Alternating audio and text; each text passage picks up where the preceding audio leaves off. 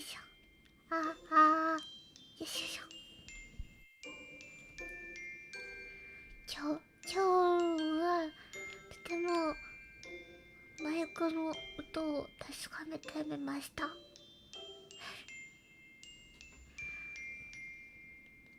多分大丈夫だと信じたいということで、こんばんは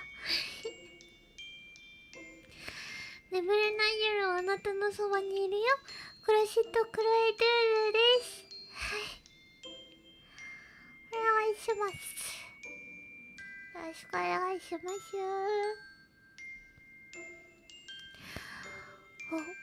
音大丈夫かな。でかくなってるよね、やっぱそう、大きくしました。そう、頑張って大きくしたわよ。クシャンね、イージゼロ、噛んじゃったイージーゼロさん、天下のヤマハさんが出してる、AD03 を使ってんだけど、そのソフトの、ちょっと見直しと、マイクのボリュームをできるだけ上げてみました。EG03 の方で。フルマックス一歩手前ですでも原因はね、そんな上げてないよ。そう、マイクの方の音量だけ、フルマックス一歩手前にしました。はい。音いいよ、よかったそう、すごくね、すごくね、はい、どうしようって思いながらね、ずっと聞いてたのよ。いいじゃん、よかったというわけで、シュウさん、こんばんはっていうの忘れてた。こんばんはって。カメラ前手打ちた。よ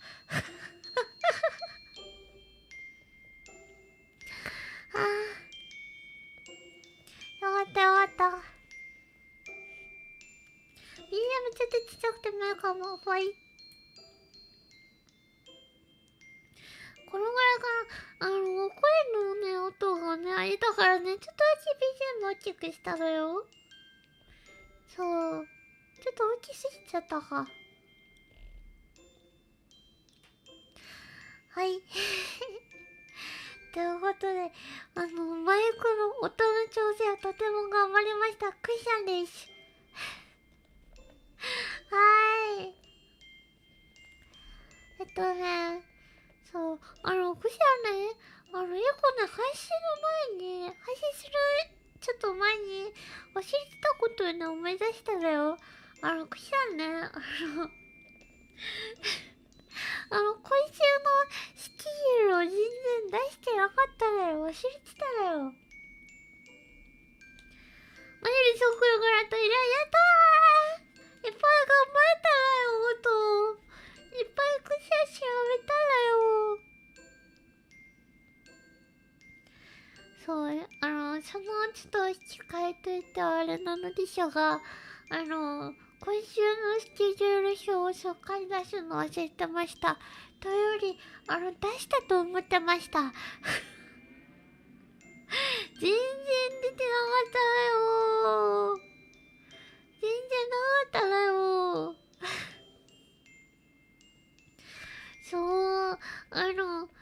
なんか YouTube にもエクシさんにも、今週のスケジュール表ずっと出したと思ってたんだけど、今日、今日配信するだよ、投稿するときに、ふって見たら、あれ、ないと思って。なんで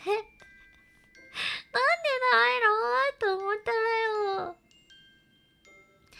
そう、なので、配信終わったら出したいと思います。はい、すいませんでした。しっかり忘れてたよ。そう、あれ、スケジュール表出してないのに、先週から、今週の配信の YouTube の、スケジュール設定だけは終わってました。月曜日の頃配信を置くと、水曜日のおばっちの枠をきっちり取ってました。そう、スケジュール表出すの忘れてたのに、なかったらよ。そう、そっちだけはしっかりやってただよ。そう、すごくかっこいい、お姉さん言葉で言うのであれば、多色ってやつがうまくできてなくてですね。多色っていうのがうまくちょっと並べられてなくてですね。はい。すいません。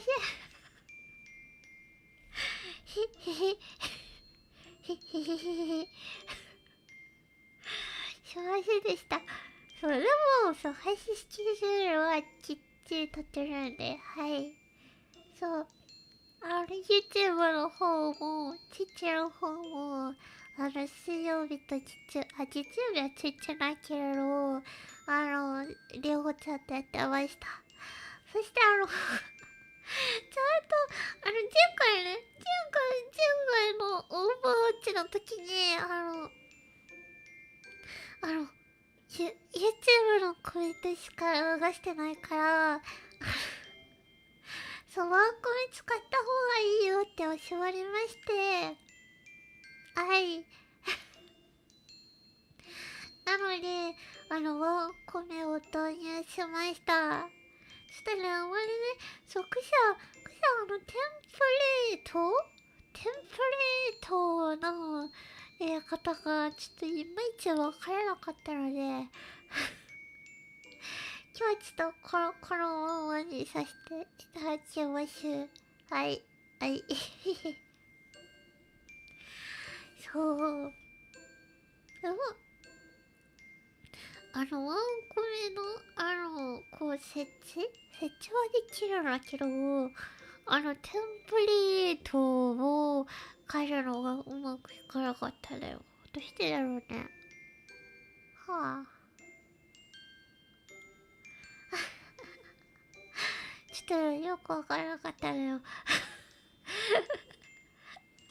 そう、オーバーウォッチ配信の時にこれでチッチも、YouTube さんも同時に流れたらいいなっていう、淡い期待を込めています。はい。あれ、くさちょツイッターだったっけ？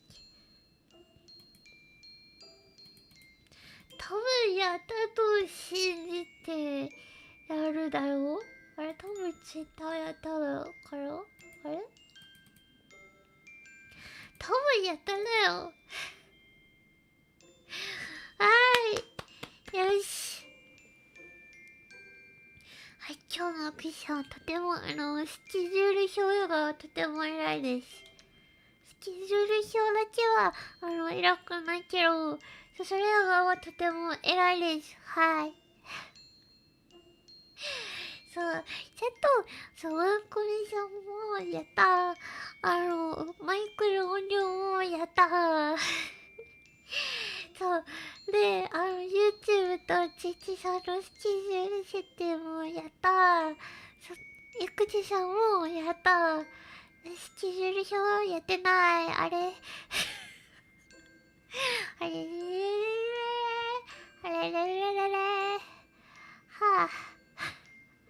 そうくらいやったー。いや、もらったよいしょ。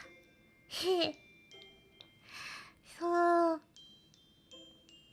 よし。あれなんか言おうと思ってたけど、なんだっけ。あ、あと挨拶決めなきゃ。いつも挨拶決まってないから、ぬるっと始まって、ぬるっと終わってマスクさんです。いや始まりの挨拶決まるの難しいね。こ、こ、こ、こ、く、く、こ、く、く、く、く、く、言葉が出ない。やばい。なんでみんであんなサクサク挨拶決められるんだろうね。すごいよね、あれ。そっかさ、挨拶だけずっと悩んでるだよ。こんばんは。こんにちは。おはようございます。こ、こんにちは。あ、みんな、あれ、挨拶と名前を掛け合わせてるのあれって。名前だけじゃない感じなのかな。どうなんだろう。クシャの名前と合わせるなら、あれだよね。コンクイシャン。コンクイシャンなるのかな。言いづらくない？大丈夫なの？あ名前とかいろいろ。なんだろう。クシャン、クシャン、なんだろうね。コイシェット。コイシェット。冷やしいコイシェット。コイシェットなのかな。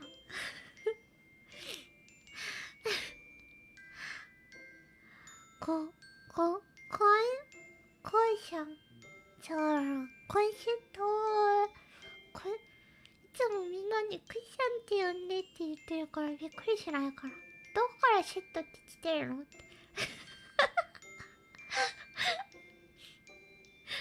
そう、クシャンのね、名前長いからね。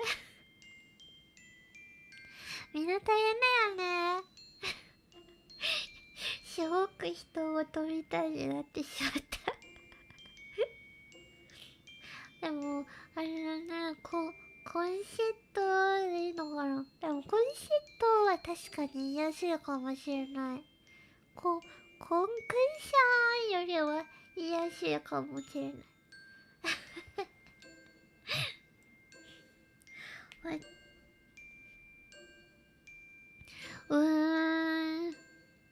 お試しコンセットお試し。今日と明日お試しコンセットをやってみるか。コンクシャコンクシャコンクシャくしゃみみたい。コンクシャコンクシャでもくしゃこよくしゃコンクシャは好きかもしれない。コンクシャよいしょ。15分経っちゃった。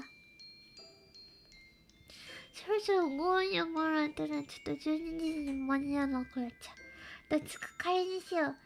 うわ、どうしよう。コンクシャコンクシャレドコンクシャコンクシャは言うの好きなんだけど、コンセットの方が言いやすいと思ってるんだよ。とりあえずあれだ、コンクシャをご利用ししてコンクシャをご利用ししてお試ししてみんながいいじらしょだったらコンセットにしようかな。コンクシャダメだ。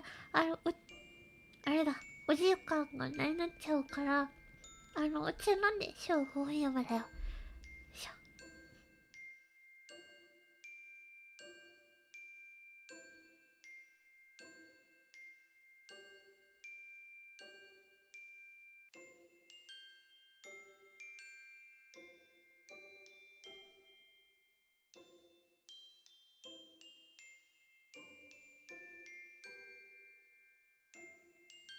よいしょ。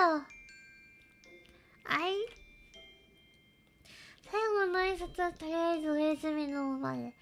そうだね。おやすみなさいがすごくしっくりくるだね。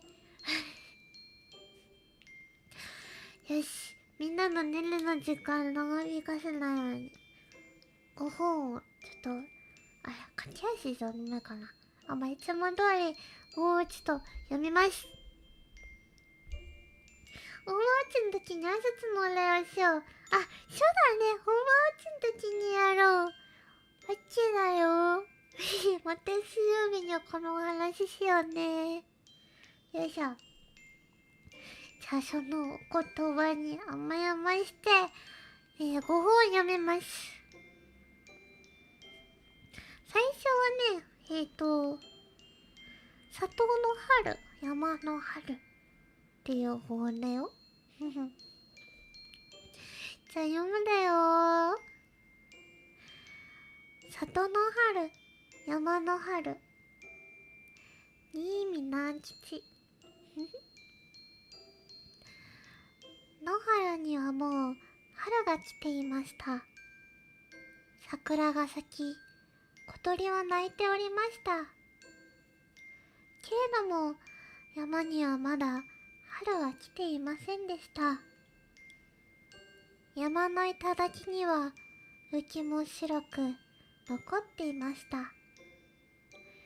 山の奥には親子の鹿が住んでいました。坊やの鹿は生まれてまだ1年にもならないので、春とはどんなものか知りませんでした。お父ちゃん、春ってどんなもの？春には花が咲くのさ。母ちゃん、花ってどんなもの？花ってね、綺麗なものよ。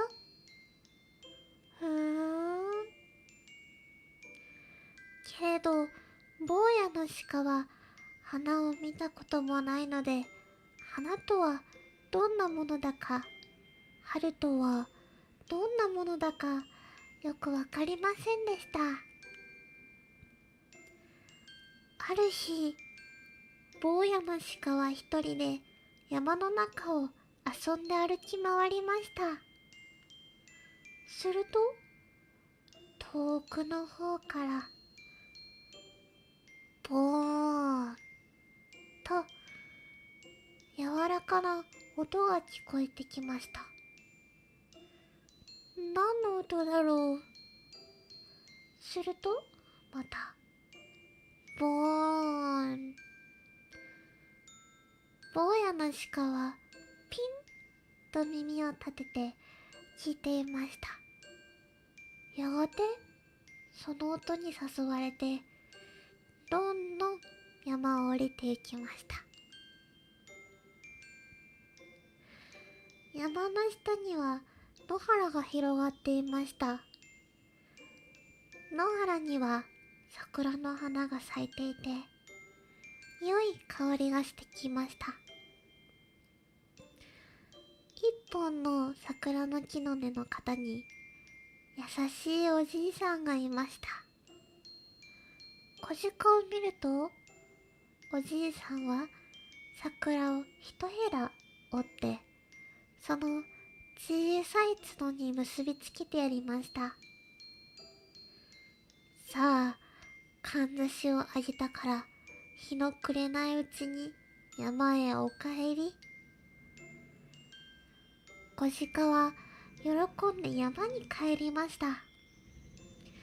坊やの鹿から話を聞くと、お父さん鹿とお母さん鹿は口を揃えて、もーんという音はお寺の鐘だよ。お前の角についているのが花だよ。その花がいっぱい咲いていて、気持ちの良い匂いがしてきたところが春だったのさ、と教えてやりました。それからしばらくすると、山の奥へも春がやってきて、いろんな花は咲き始めました。とさ、おしまい。ちょっとね、短めの5本でした。ちょっと駆け足話になっちゃったね。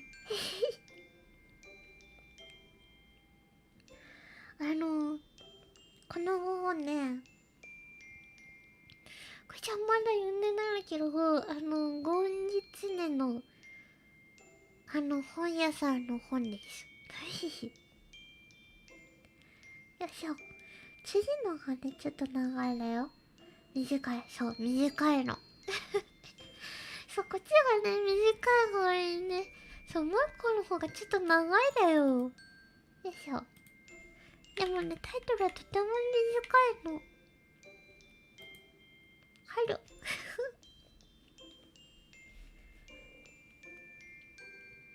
いしょ。そう、次がね、ちょっとね、長いだよ。だからちょっと、クシャ、閉じるなんか心配だよ。だからちょっとね、読む前にお茶を飲んで、ふってしてから読み始めるだよ。だからじゃあお茶を飲んできますだよ。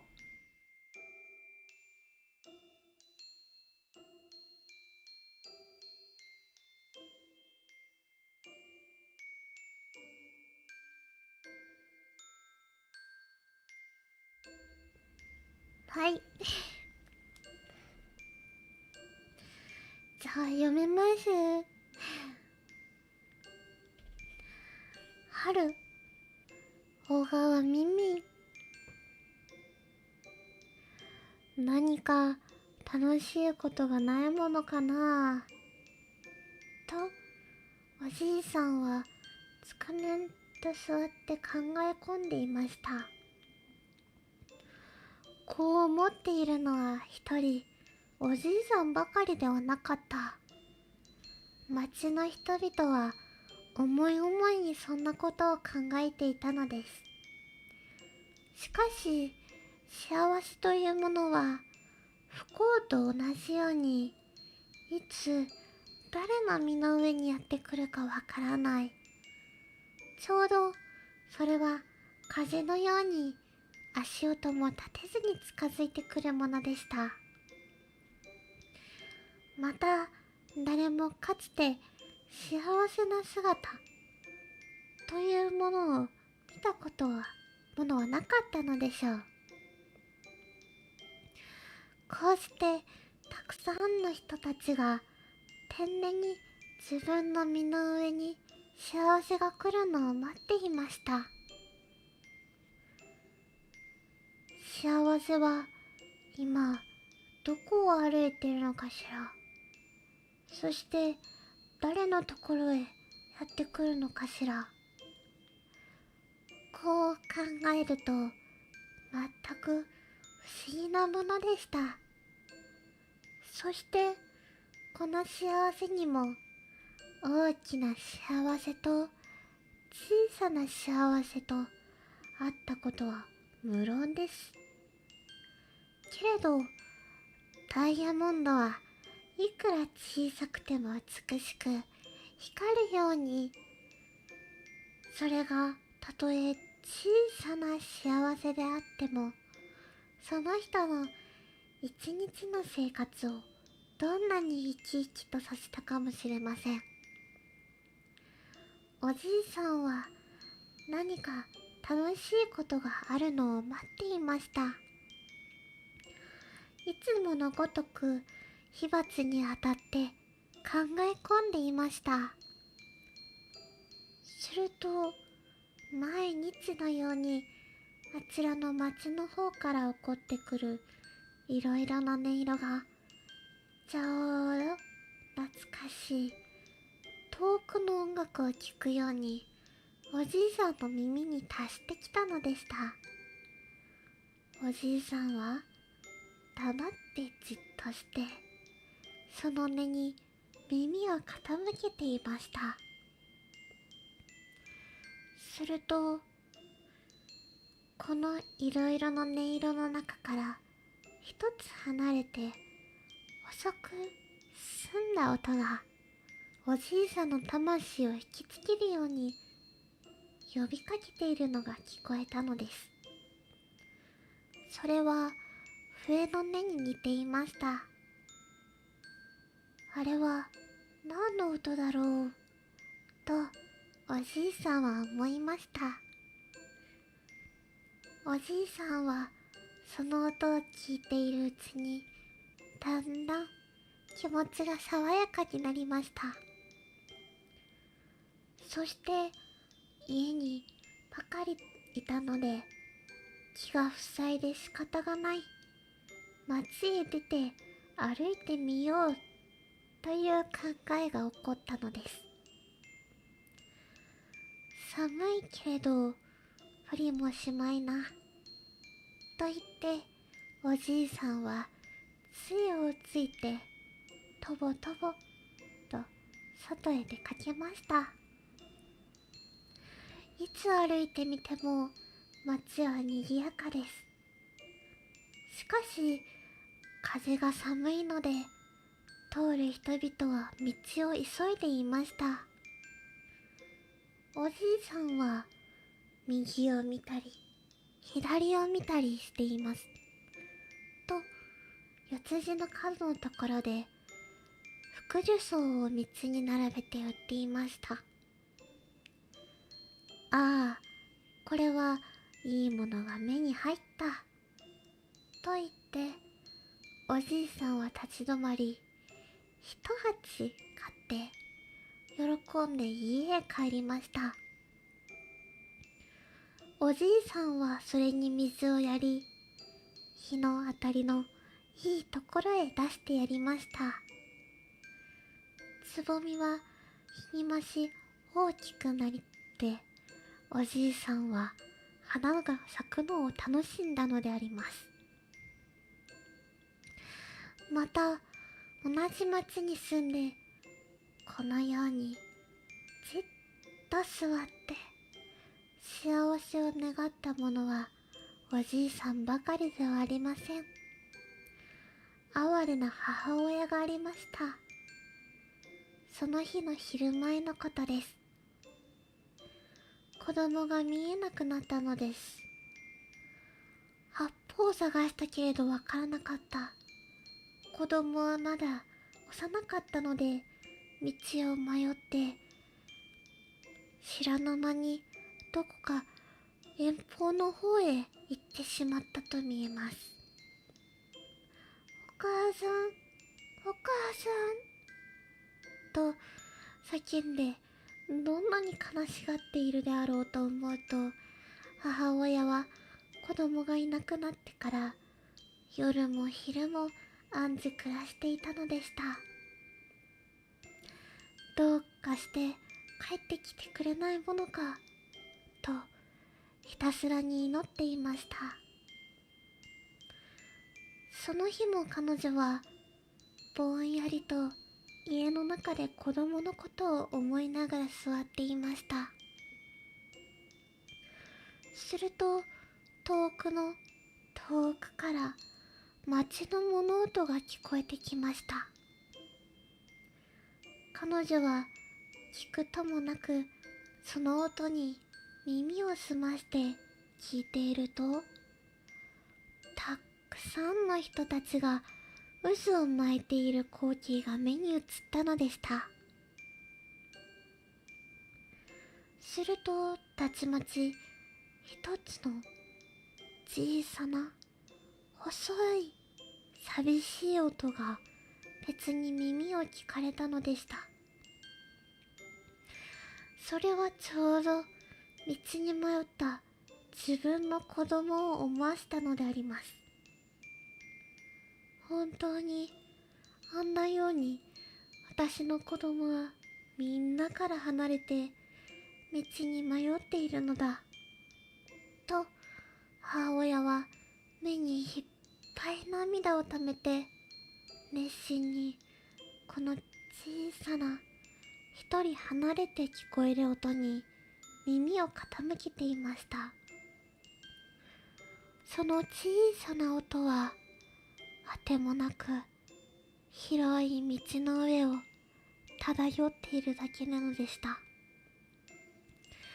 しかし思いなしかだんだんその小さな音はこちらへ近づいてくるような気がされたのです。ああ、あの音が私の可愛い子供であってくればいいと哀れな母親は思いました。彼女はもはやこうしてじっとして家の中に座っていることができなかった。それで戸口から外へ出ました。もう日が暮れかかって街には灯火がついていました。彼女はあてもなく賑やかな通りの方へ歩いていった。この時、淡いもやのかかっているうちから小さな黒い影が現れてこちらへ近づいてきました。それは間違いもなく今までで死に物狂いになって探していたかわいい子供でありました。母親は駆け寄って子供を抱きしめ上げると、嬉しさのあまり物を言うこともできなく、二人は抱き合ってしばらく泣いたのであります。この不思議な小さな音は一体何でありましょうか。いつしかこの小さな音は町の人たちにだんだんと気づかれるようになりました。この頃は毎日晩方になると遠くでいい音が聞こえますね。あれは何の音でしょうか。それはどちらの方からですか。町の南の方からするときもあれば、また夕焼けの下西の海の方からもすることもあります。今度私も聞いてみましょう。ある日のこと、一人の町人はその笛の音を頼りに歩いて行きました。町を離れて野を越えて、その音はあちらから聞こえてきたのでした。まあ、なんという大変に遠いところから聞こえてくる音だろう。ついに海のほとりへ出ました。すると、あちらの崖の上で少年が海を見渡しながら笛を吹いているのでした。まあ、なんという危なっかしいところで、あの少年は乗って笛を吹いているのだろう。そしてまた、なんという澄んで遠くにまで響く笛の音だろう。町の人は驚いて帰って、そのことを近所の人たちに話しました。みんなは今度一緒に行ってその少年を見届けようと言いました。そして再び笛の音が聞こえたとき、町の人々は行ってみると、少年の姿はそこになかったが、その崖には美しい緑色の草が一面に芽を出していて、暖かな風が海を渡って吹いてきました。みんなは初めて、ああ、あの笛は春の使いが吹いたということを知ったのです。おしまい。おしまいだよ。ちょっと長めだったけど、前の本が短すぎて、配信時間がとても短くなってしまっちゃっただよ。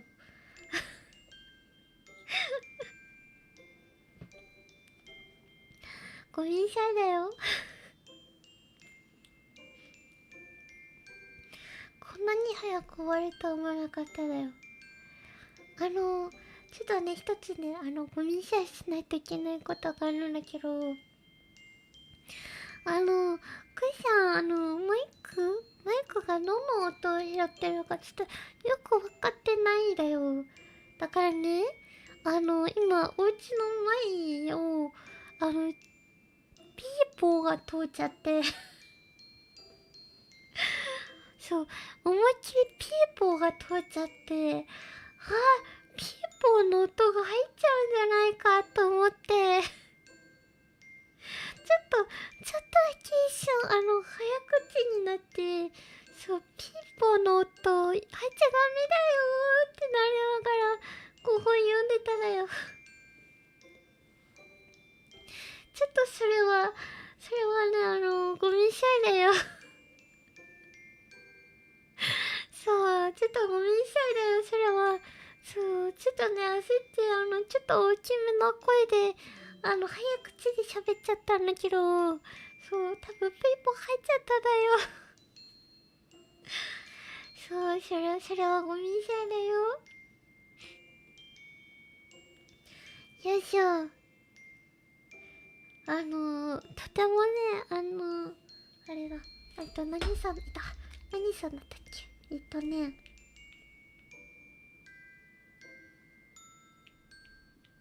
あれだね、小川ミミィさん。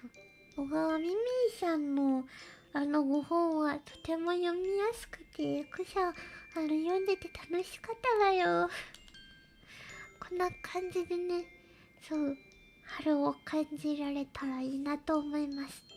仕方ない。ありがとう。ありがとうね。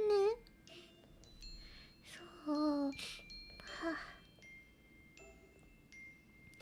いや、ちょっとびっくりして焦っちゃっただよ。そう。ということで、あれだね。そう、ご本も読み終わったし、多分マイクがいい感じになったの初めてだからね。そうなの。そう、初配信から何回か配信してるんだけど、そう、初めて大きい音になったのよ。そう、だからどこまで音を拾ってるかちょっとだけ心配しちゃったのよ。そう、よいしょ。